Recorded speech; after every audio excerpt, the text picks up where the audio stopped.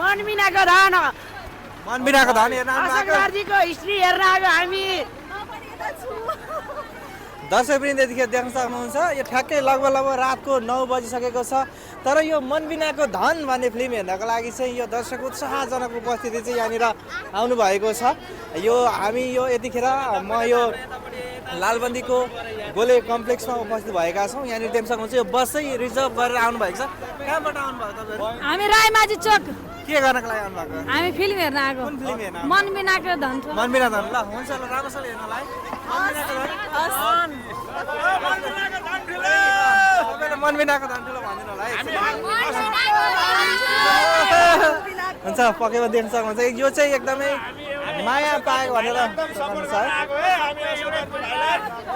हामी अशोक दर्जी भाइको एकदम फुल फ्यान हामी फ्यान टङ्केपुडादेखि अशोक दर्जीको फ्यान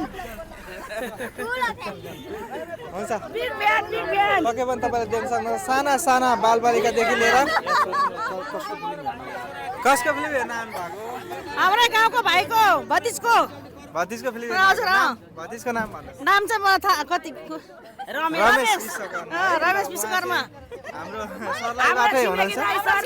सबैजना त्यही भएर मरि यति गरेर कतिजना आउनु भएको छ